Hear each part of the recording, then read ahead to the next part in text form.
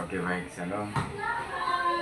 Saya perkenalkan, nama saya Puspa Wikun dari Prodi PJKR kelas A. Ini di Universitas Kristen Arta Wacana. Saya ingin membagikan tugas saya yang ketiga, yakni tugas berbasis host. Ini saya ambil dari kelompok 6. Oke, kita mulai. Bab 1, pendahuluan, latar belakang.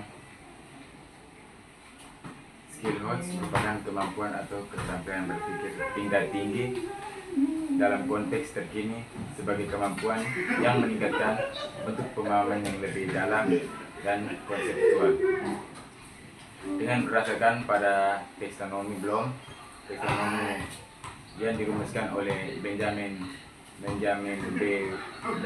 S. Bloom pada tahun 1956 tersebut memiliki ranah konektif dengan tingkatan kemampuan berpikir mulai dari yang rendah sampai dengan lower order think skills, disingkat LOTS, hingga yang tinggi higher order think skill, distinct host. Peserta didik yang memiliki kemampuan berpikir tinggi dapat melakukan proses analisis, mengevaluasi suatu permasalahan sehingga dapat menciptakan solusi. Peserta didik dengan kemampuan tingkat tinggi juga mampu berpikir kritis dan kreatif. Dan guru dan tenaga pendidikan menyatakan kemampuan berpikir tingkat tinggi sesuai dengan tuntutan pendidikan abad 21, di mana peserta didik harus memiliki keterampilan hidup dan berkarir, belajar dan berinovasi, serta kemampuan memanfaatkan media dan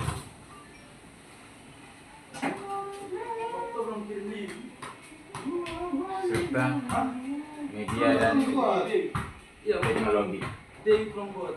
Kemampuan peserta didik sebaiknya diukur, dan Supriano menyatakan kemampuan berpikir tingkat tinggi sesuai dengan tuntutan pendidikan abad 21, di mana peserta didik harus memiliki keterampilan hidup dan berkarir, kecakapan belajar dan berinovasi, serta kemampuan memanfaatkan media dan teknologi. Pendidikan abad 21, di mana peserta didik harus melakukan keterampilan hidup dan berkarir, kecakapan belajar dari berinovasi, serta kemampuan memanfaatkan media dan teknologi. Kemampuan peserta didik sebaiknya diukur, menyatakan kemampuan berpikir tingkat tinggi sesuai dengan tuntutan pendidikan di abad 21, di mana peserta didik harus memiliki keterampilan hidup dan berkarir, belajar dan berinovasi, serta kemampuan memanfaatkan media dan teknologi. Rumusan masalah. Yang pertama, bagaimana model-model pembelajaran berbasis host.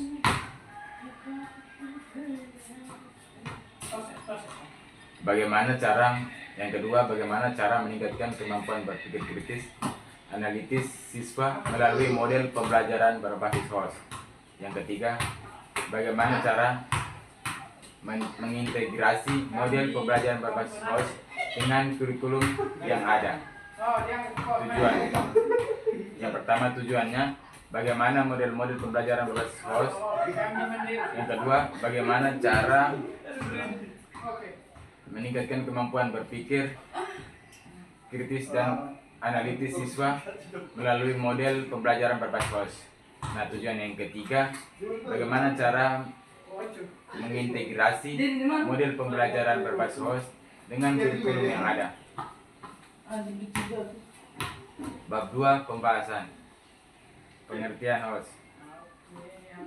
HOTS dalam pembelajaran adalah singkatan dari Higher Order Think Skill, yang berarti kemampuan berpikir tingkat tinggi. HOTS merupakan kemampuan yang berpikir mendorong seseorang untuk berperilaku secara luas dan mendalam tentu suatu masalah. HOTS tentu tentang suatu masalah. HOTS mencakup kemampuan berpikir kritis, kreatif, realitif, dan memecahkan masalah. HOTS juga termaksud kemampuan untuk menyelesaikan masalah, berargumen, dan mengambil keputusan. Indikator HOTS meliputi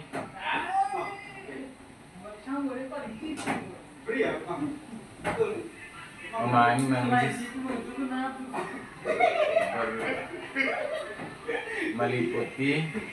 memahami, menganalisis, mengevaluasi, dan menemukan solusi, mengkreasi, berargumen, mengambil keputusan. Soal HOTS adalah soal yang dirancang untuk menguji kemampuan siswa dalam berpikir tingkat tinggi. Soal HOTS sering digunakan dalam berbagai ujian, mulai dari ujian yang susah sampai yang mudah, mulai dari ujian sekolah hingga UTBK sampai dengan SNBT. Istilah HOTS pertama kali diperkenalkan oleh Benjamin S. Bloom, DKK, melalui buku berjudul Taxonomy of Education Objective, The Creation of Education Goals pada tahun 1956. Model-model pembelajaran HOTS. Model pembelajaran berbasis masalah menggunakan masalah untuk memotivasi siswa belajar. Siswa bekerja dalam tim untuk mengidentifikasi dan menyelesaikan masalah. Guru berperan sebagai fasilitator dan mentor. Itu yang pertama. Yang kedua, model pembelajaran berbasis proyek. Siswa bekerja pada proyek yang kompleks dan berdurasi lama. Proyek harus memenuhi standar dan kriteria yang jelas. Siswa belajar secara mandiri dan berkolaborasi dengan teman-teman yang lain. Yang ketiga, model pembelajaran berbasis inquiry. Siswa diajak untuk mengajukan pertanyaan dan mencari jawaban. Siswa belajar melalui proses penemuan dan eksplorasi. Guru berperan sebagai fasilitator dan mentor. Yang keempat, model pembelajaran berbasis diskusi. Siswa berdiskusi dalam kelompok untuk memahami konsep dan ide. Siswa belajar melalui proses berbagai pendapat dan pengalaman. Guru berperan sebagai fasilitator dan moderator. Nah, yang kelima, model pembelajaran berbasis simulasi. Nah, di sini siswa belajar melalui simulasi yang mirip dengan situasi nyata. Siswa dapat menguji coba dan mempelajari konsep dan ide. Guru berperan sebagai fasilitator dan mentor. Yang keenam, kita ke satu event itu kalau berarti harus satu. Ya, surat ini sekali itu. Yang keenam, siswa diajak untuk berpikir kritis dan analitis.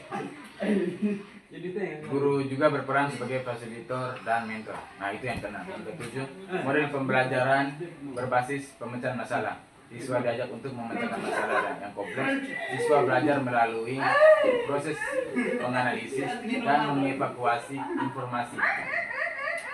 Guru berperan sebagai fasilitator dan mentor. Yang kedelapan, model pembelajaran berbasis pengembangan proyek.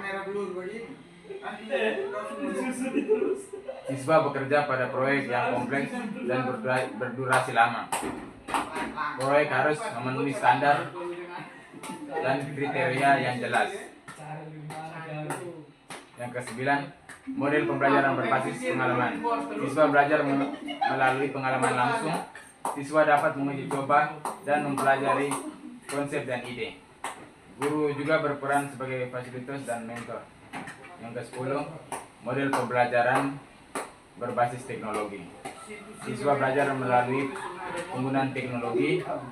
Siswa dapat mengakses informasi dan sumber daya yang luas. Guru juga berperan sebagai fasilitator dengan mentor.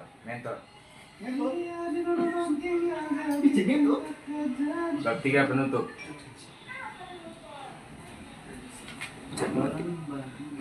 Model-model pembelajaran berbasis host dirancang untuk meningkatkan kemampuan berpikir kritis, analitis, dan kreatif siswa.